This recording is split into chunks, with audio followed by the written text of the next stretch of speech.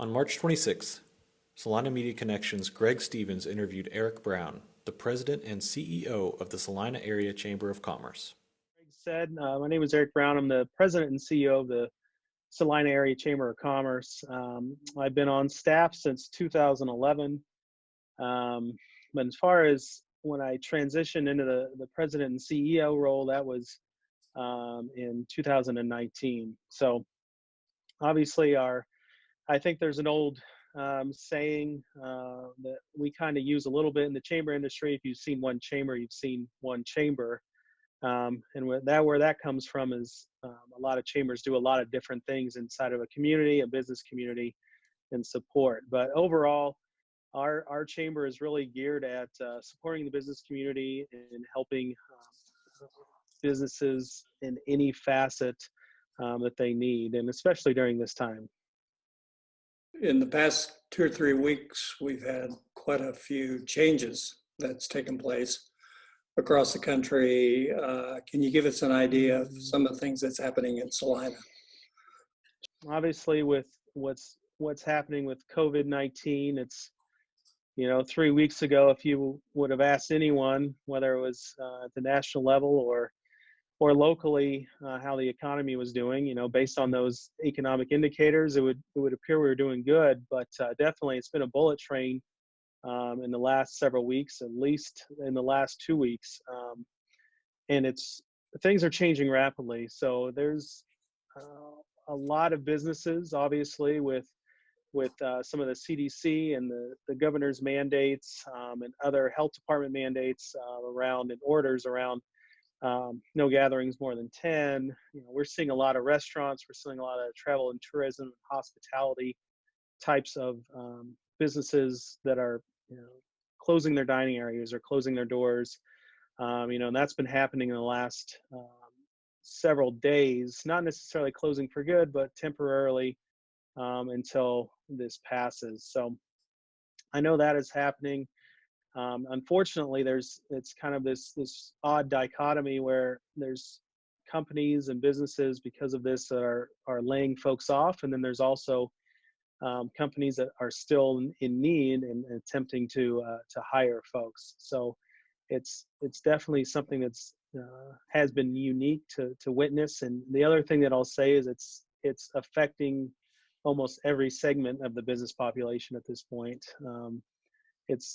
It's just a very unprecedented time, and you're seeing a lot of layoffs, and you're seeing a lot of lost revenue. So that's part of what the chamber is doing as well to kind of get a better idea, working with the governmental agencies here in town, local, to discuss what this holistic impact looks like right now. And that's really where we're at right now, and trying to understand what's coming next and plan for that. What suggestions do you have for viewers and small businesses? Right now, I think the biggest suggestion that I could give folks is to really dive into the resources and the information that's out there and understand what your options are. Definitely I can tell you from the Small Business Administration, from that side, it has been declared a economic disaster. So there's some funding that's available. It's coming down from the federal level. Those are all loans, which is good and bad, but definitely from a business standpoint, one of those sayings is you don't necessarily, sometimes you're too busy at your business to work your business. But right now, there seems to be a lot of folks that have a little bit more time on their hands, unfortunately, from the situation, that can look at some of those resources and try to put a plan together. And like I said earlier, this is very fast moving. On March the 18th, the Families First Act, that was approved. And so there's information out there on that and how that affects your business from the employee standpoint, from the staffing standpoint, and what your options are. And your employees' options are as well. There's also other small business guidance that's coming out. And Congress and just passed today, I believe, officially, the Response Act, and that's roughly $2 trillion worth of stimulus and support and other loans and programs that are geared at not only supporting the business community but also from the labor perspective, those folks that are being affected. And that's really, there's a lot of resources out there. So that's the other thing that I would also kind of encourage businesses to have a trusted source when you're looking for that information. There's a lot of folks, unfortunately, when these types of things happen, that send information out that are, looking to take advantage of the situation. So part of that, I know we've kind of talked about this previously, Greg, is our website. It's and what the chamber has put together kind of as a response. It's www.salinastrong.com. And what that website is doing, like I said, is we are being the aggregator source of all of these data points that are coming in, and we're doing our best to really look at those pieces that are coming and understand where they're coming from, whether it's the SBA, whether it's the state, whether it's an association or trade association at the national level, but putting all of that information right onto our that particular website. And so that has information on small business resources, that has information on supporting the restaurants and the retailers, delivery, curbside, takeout, those types of things that they're doing right now, gift certificates, all those types of things that can help kind of infuse some cash into those, some revenue streams back into those businesses. Any other chamber member updates that are happening? Obviously a lot of information coming out from KDHE or the health department at the state level, at the federal level, at the local level too. And right now also, there's a lot of businesses that are doing their best to transition to remote working. And, that's one of the questions we've had the most is, what are you all doing? What are some tools? So there's a section on that website as well.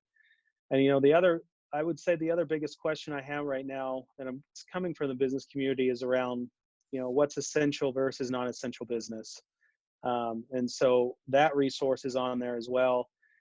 Has the governor's executive order and also the Department of Homeland Security, they have some information on how to deem that from if your business is essential or not. So those are really the biggest questions we're getting. And we're hoping that folks will be able to use that website, salinastrong.com, to get a lot of that information and also just lift the community up. The other thing that I will tell businesses right now is if you don't have a strong digital presence, if you don't have a strong social media presence, that would be something that you could definitely take some time to learn or take some time to be familiar with at this point, because it really seems like all the content we're getting, it's because of all the orders and what's happening, we're not able to gather in spaces or gather together and network. That's where people are really getting their information right now. You mentioned a couple things I want to drill down on a little bit. I don't know if this is something you can respond to, but the Families First legislation has quite a few different sections that relate to employees that are essential or non-essential, or that may have situations where they'll be staying at home and working from home and what have you. Is there anything that in more detail that you can speak to that? Is the chamber planning any workshops to provide updates on some of the details, or we I don't know, and this is where I get kind of my standard disclaimer is I'm not an attorney, I'm not a CPA, so right. I really don't want to give business advice that way, but at this point, to answer your question, we have several summary documents that we've received that I think are pretty good, some from a local attorney's office and some from the national level that we will actually just got a really good one today that we'll be putting out and communicating through Salina Strong.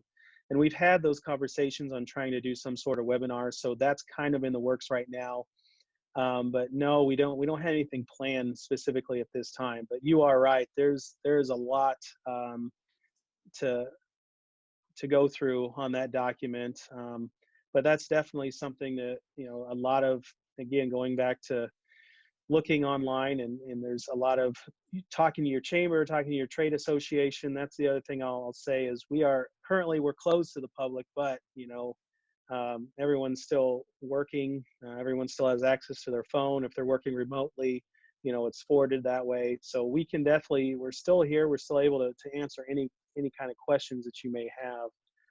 But that's more information that we are still trying to chew through and then get out to the public or to the business community too. How do you feel about how Salina is working together to counter this COVID-19? I think overall, I've had several conversations. How do I say several? It's probably in the hundreds at this point in the last week and a half, with the business community, with the local lead staff person or county administrator or city manager, those types of folks, and just trying to get a better understanding of how this is influencing and affecting all pieces right now. And that's really kind of where we're at this point, is understanding the impact. And maybe we won't know that full impact for several weeks now, depending on what happens at the national level, and flows down to us. But overall, just kind of seeing, definitely unprecedented. You're seeing the schools that are shut down in the state of Kansas. You're seeing a lot of employers go to work from home, but at the same time, you're seeing some pretty cool stuff happening in the community with the bear hunt type of thing. You have folks that are buying gift cards. You have different community groups that are getting together and looking at ways to support the community. So I think overall, we are all learning together. We're all trying to understand how this is affecting everyone, and also looking for ways to support each other. The radio station, KSAL, and they've done several different things around, food stability and having some meals for the kids, and seeing what's happening there. I think, it's gonna take a little while to come out of this, but overall, I think it goes back to our community and how giving and how supportive we are as a community, and I'm sure we'll come out of this different, but hopefully a little bit stronger and a little bit wiser. Salina Media Connection appreciates you taking your time to visit with us, and we hope that we can continue periodically with updates that the Chamber of Commerce may have that might be useful for the community. So anything else in closing here that you might want to share or mention or talk about? The other thing that maybe I'll mention is we are working on a survey that we're going to get out to the business community, that we're really asking folks just to kind of give us an understanding of how this has truly affected your business. So we'll be sending that out hopefully yet this week. And then just really a message of positivity. Like I said, we're all learning together through this process and doing our best to put our foot forward and support the community and support the businesses and support also the workforce that